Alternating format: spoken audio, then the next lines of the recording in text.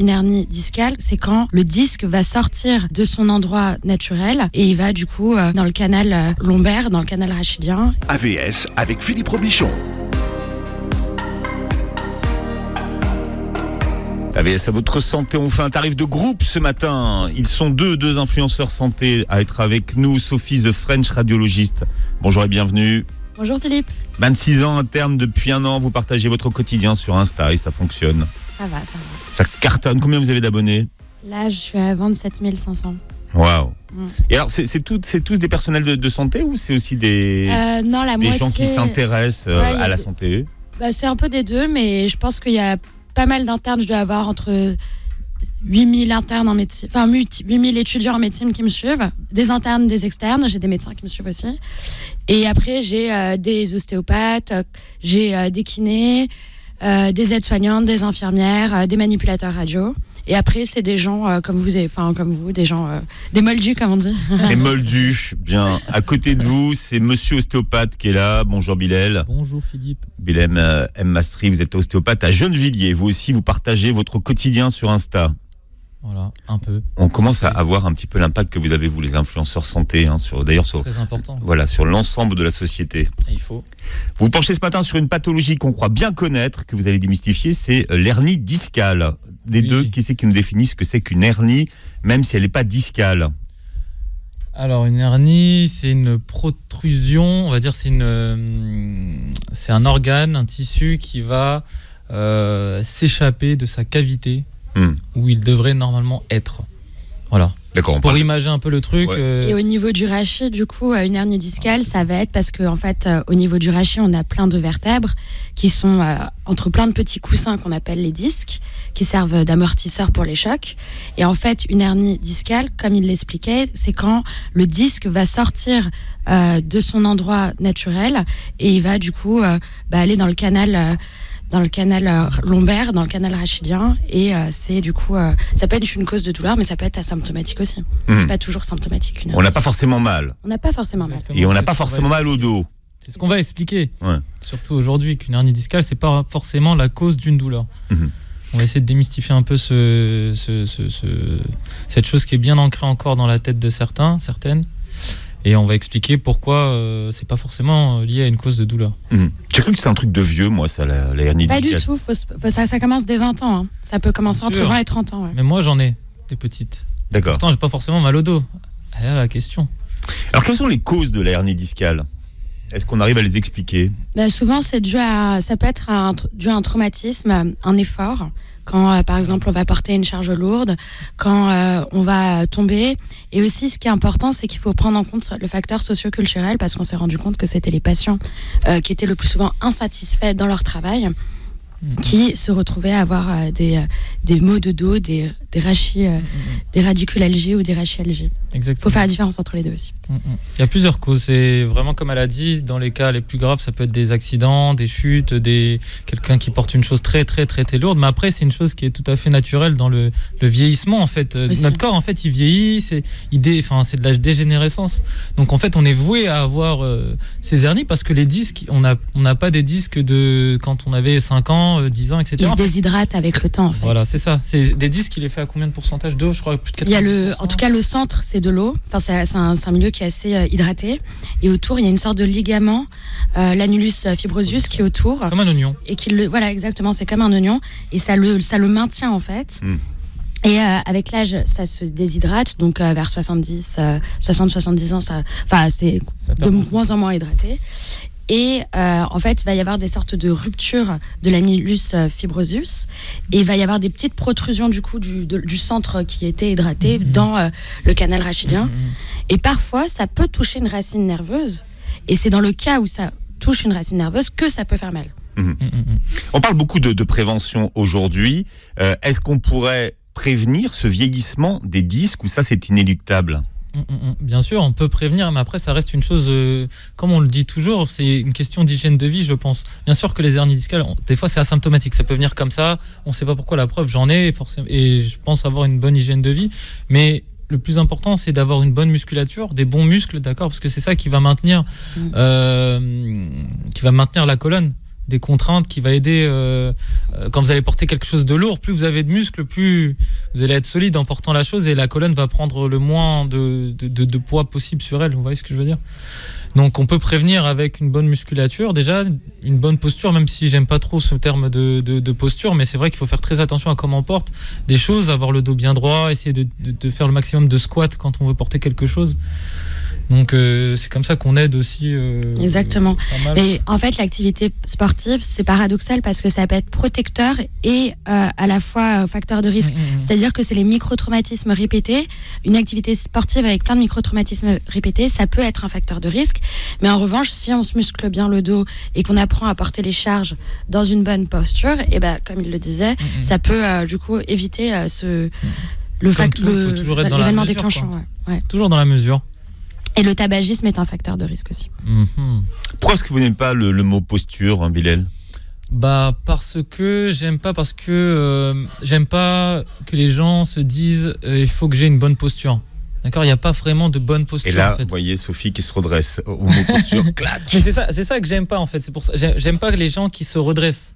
Parce qu'en fait, les gens qui vont essayer de se redresser, ils vont demander à leurs muscles de créer une contraction, un effort, et la personne ne peut pas rester comme ça éternellement droit. Au contraire, elle va être comme si elle était en gainage et elle va créer de la contraction qui va la fatiguer, ça va l'épuiser et au final, c'est pas rentable. Il vaut mieux faire du sport, muscler son dos, tu tiendras naturellement droit en fait. Il faut pourquoi se forcer alors que tu peux faire muscler, avoir un dos ultra musclé et tenir droit naturellement, tu vois.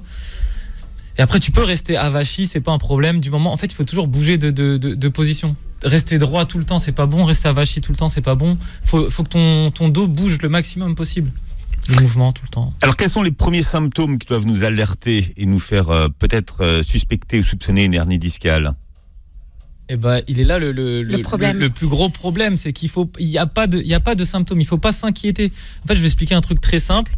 Désolé, je prends un peu la parole, mais en gros, dans la plupart des cas, ce qui va arriver, et il y en a énormément de gens à qui ça arrive, une personne va faire un déménagement, va faire, du sport, va avoir un traumatisme, va tomber, va faire un faux mouvement, comme on appelle ça, et il va se bloquer le dos. Ça arrive à énormément de monde, un lumbago, vous savez, le genre de douleur où on croit qu'on va mourir, on est à quatre pattes, on peut plus bouger, la personne va être dans un état critique, va se dire tellement ça fait mal que c'est sûr qu'il s'est passé quelque chose dans mon dos, entre mes vertèbres, une vertèbre a bougé ou je sais pas quoi. C'est normal, ils vont aller voir le médecin, c'est ce qui arrive. On va voir un médecin, le médecin, on fait pas toujours une radio, il faut savoir. La radio, c'est pas systématique. Bien sûr, c'est pas systématique. Mais il est là le problème. Mais je pense que certains médecins, sous la pression du patient, et c'est normal, parce que le médecin, s'il explique que voilà. Mais le problème, ça se trouve, moi, je vais voir, si jamais on fait une radio à tout le monde, si ça se trouve, moi, je vais voir des hernies discales, mais qui sont peut-être là depuis avant l'épisode. C'est ça le problème. Et qui ne faisaient pas de bruit. Et qui ne faisaient pas de bruit. Et pas mal. Et qui ne sont pas expliqués, du coup, par l'épisode actuel. Exactement. Mais il faut pas confondre le lumbago avec la lombosciatique. Le lumbago, c'est une douleur isolée du rachis lombaire. La lombosciatique, c'est quand, justement, on a une atteinte à la fois du rachis lombaire et ça irradie dans le membre inférieur. En fonction de la racine qui est touchée, L5 ou S1, et ça va du coup donner une douleur dans la jambe qui descend dans la jambe. L5 et S1, c'est en bas ou en haut ? En bas. C'est en bas. C'est la L5, c'est la dernière racine lombaire, et S1, c'est la première racine sacrée, donc c'est vraiment le bas du dos. Mais en gros, ça irradie dans la jambe. Et c'est ça qui est à l'origine de ce qu'on appelle les sciatiques. Exactement. Et la sciatique, du coup, ça va être des fourmillements, des décharges électriques. Parfois même, on peut avoir des hypoesthésies, c'est-à-dire on sent plus trop son membre inférieur. Et en fonction du trajet de la douleur, on peut savoir si c'est la racine S1 ou L5 qui est touchée. Mais du coup, il est là le problème, c'est qu'en gros, il y a des patients qui vont forcer leur médecin à leur prescrire une radio. Donc leurs médecins au début ils savent que en fait c'est que musculaire ce lumbago là, c'est un problème de muscle, il n'y a pas forcément d'hernie etc qui pose problème. Mais bon, pour leur faire plaisir, voilà, ils vont leur donner une radio à faire sous la pression, et ces personnes là vont aller faire une radio. Et comme par hasard on va découvrir quoi ? Dans la majorité des cas on va découvrir une hernie. Et donc du coup c'est là où on va mettre la cause sur l'hernie, et là le patient direct va se dire putain j'ai une hernie, c'est la cause de mes douleurs, je me suis créé une hernie. Voilà, c'est ça, devient quelque chose de psychologique, c'est ce que j'expliquais, c'est qu'il y a les facteurs psychosociaux qui jouent énormément, et qu'en général c'est les personnes qui sont seules, qui sont isolées, qui vont pas bien dans leur vie, qui ont des insatisfactions au travail. Ça a été prouvé comme facteur psychosocial qui ça jouait en plus. Qui joue, ouais. Mais ces personnes là, si elles avaient fait une radio, je sais pas moi, 6 mois avant, quand elles étaient au top de leur forme, la même. Elles auraient trouvé La même chose. Dans 90% des cas, une hernie aussi. Ouais. C'est ça le truc. Alors, donc, Bilal, qu'est-ce qui explique dans ce cas-là la douleur? C'est ça, la douleur, elle est multifactorielle. Elle est multifactorielle. Dans le cas du lumbago, c'est dû à une contraction musculaire, d'accord ? On est sur un effet qu'on appelle de poutre composite. C'est quoi ? C'est qu'en gros, vous allez faire un mouvement que votre corps va pas bien comprendre, il va avoir peur, et vous allez avoir des muscles qui vont avoir un réflexe, qui vont se contracter, qui vont tétaniser pour protéger cette colonne lombaire. Ils vont se dire, oula, en fait, c'est comme l'accident de voiture, si vous voulez. Vous savez, quand vous avez un accident de voiture, votre tête fait un avant-arrière, une flexion-extension ultra rapide. Le coup du lapin. Voilà, le coup du lapin. Vos muscles n'ont pas le temps de comprendre ce qui se passe, de réagir. Ils se prennent pas la tête. Contraction sans vous demander votre avis. Et ils vont venir tenir toute cette colonne pour la protéger. Dans le bas du dos, c'est pareil. Donc c'est un réflexe du corps, finalement. C'est un réflexe protecteur du corps. Et vont pour protéger. Et souvent, ces lumbagos-là, ces très très fortes douleurs, elles arrivent dans 95% des cas quand une personne elle est très stressée, très anxieuse, très fatiguée, très énervée. Moi j'appelle ça des facteurs X. C'est vraiment parce qu'il y a des gens ils vont éternuer, faire un faux mouvement, porter une poubelle, ils vont se bloquer le dos. Mais on éternue tous les jours, on porte des poubelles tous les jours. Pourtant on se bloque pas le dos. Mais si cette personne est dans un état ultra stressant en ce moment à cause du travail, ultra anxieuse, etc., il y a de fortes chances que si elle fait un mouvement ou un faux mouvement qu'on appelle ça, qu'elle se bloque le dos. C'est pour ça qu'il faut faire très attention à ces Après, faut pas que les gens aussi comprennent mal, c'est que la hernie discale peut être asymptomatique, comme elle peut être symptomatique. Il y a des hernies qui font mal, voilà, c'est ça. et des hernies qui font pas mal. Alors comment on arrive à faire la différence entre celles qui font mal et celles qui font pas mal? Par exemple, moi, j'ai parfois des patients qui viennent pour des douleurs qui sont chroniques, c'est-à-dire on fait des imageries en général quand les douleurs sont chroniques, quand elles durent plus de 3 mois et qu'elles ont résisté à un traitement antalgique usuel. Donc le traitement de base, normalement, c'est des anti-inflammatoires non stéroïdiens, AINS, qu'on donne en aigu, quand c'est aigu. Si ça marche pas et que ça dure plus de 3 mois, on va conseiller du coup d'aller voir un kiné, un ostéopathe pour faire de la proprioception, pour refaire fonctionner le corps, les muscles. Donc voilà, ça c'est les ostéopathes et les kinés sont sollicités. C'est le protocole classique de prise en charge d'un mal au dos, c'est ça que ça veut dire. Quand ça dure plus de 3 mois. Et dans ce cas-là, on va recommander de faire une imagerie. Donc, on peut commencer d'abord par une radio, puis faire plus ou moins soit un scanner, soit une IRM. Et en fait, parfois, au scanner ou à l'IRM, on voit des hernies qui sortent du disque et qui touchent le nerf. On les voit à l'IRM ou au scanner. On voit que ça touche le nerf et on se dit, en plus que le patient est mal dans sa racine L5 ou S1, on voit le disque qui touche le nerf S1 ou L5 du même côté.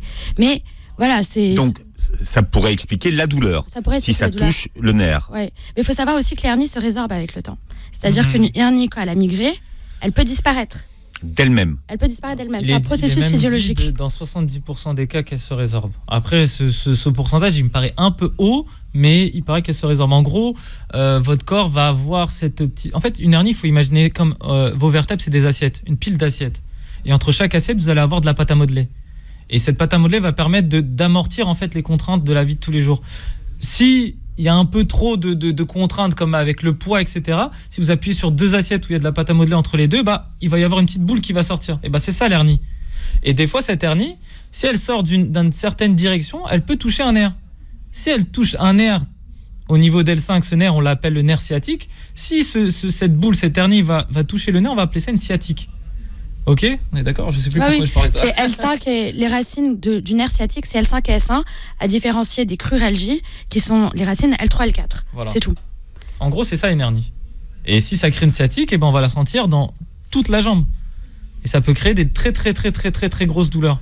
Et voilà pourquoi, parce que donc du coup cette boule qui sort, voilà, c'est pour ça que je parlais de ça. Sur la pâte à modeler. Voilà. Donc cette boule qui sort. Du coup, le corps va voir ça comme un corps étranger. Et donc, il est dit qu'en gros, le système immunitaire va venir... la phagocytose, grignoter un peu dès qu'il y a un corps étranger, il y a les cellules phagocytaires dans le processus physiologique. Celles qui mangent, c'est ça ? C'est ça. Ouais. C'est des petits macrophages qui adorent manger. Exactement. C'est les cellules boulimiques. Elle se résorbe, parce qu'en gros, elle va venir... normalement, pour vulgariser un peu le truc, c'est un peu ça. Donc, en cas de douleur, vous conseillez la radio ou pas? Ou dans quel cas vous la conseillez, l'imagerie? L'imagerie, moi, je la conseillerais quand ça a résisté aux antalgiques usuels, c'est-à-dire les anti-inflammatoires non stéroïdiens. On a une douleur aiguë, parce qu'en général, la sciatique, c'est une douleur qui commence brutalement, c'est une douleur qui est mécanique. Mécanique, ça veut dire qu'elle est déclenchée par un effort, qu'elle est plutôt diurne, c'est-à-dire la journée, que le patient, quand il est allongé, il a plus mal, ça ne le réveille pas la nuit. C'est à l'opposé à une douleur inflammatoire. Et du coup, dans ce cas-là, on donne un traitement par anti-inflammatoire non stéroïdien. Et si la douleur devient chronique et que ça dure plus de 3 mois, alors on va faire des explorations complémentaires pour être sûr que c'est pas une autre cause, pour rechercher la cause en fait. Moi je dirais même en plus de si la personne a des coups de jus qui descendent vraiment jusqu'au talon ou à l'orteil, pas des coups de jus qui descendent jusqu'au genou, vraiment jusqu'au talon ou à l'orteil, ou des paresthésies ou surtout des pertes de force. Alors paresthésie pour tout le monde, c'est tout ce qui est fourmillement, décharge électrique, des sensations, oui voilà. Et surtout une perte de force. Si la personne sent que sa jambe flanche, ça c'est sûr qu'il faut aller voir un médecin et essayer de faire des radios au plus vite pour voir. D'ailleurs, pas forcément des radios, plutôt on commence par la radio en général, puis après on fait le scanner ou l'IRM. Ça dépend. On parlait de la sciatique tout à l'heure, mais on parle vraiment aujourd'hui de la hernie dite discale. Dans quelles conditions, quelles sont les indications à l'opération? C'est quand on a, dans le cas de l'urgence, c'est une sciatique grave paralysante, c'est-à-dire une sciatique qui va être hyperalgique, c'est-à-dire la douleur elle est insupportable, paralysante, le patient ne peut plus bouger, il a un déficit moteur inférieur à 2/5, c'est une échelle qu'on utilise pour coter le déficit moteur. Et dans le cas où on a des signes de syndrome de la queue de cheval, donc c'est par exemple on ne sent plus ses fesses, au niveau de la région des fesses on ne sent plus rien.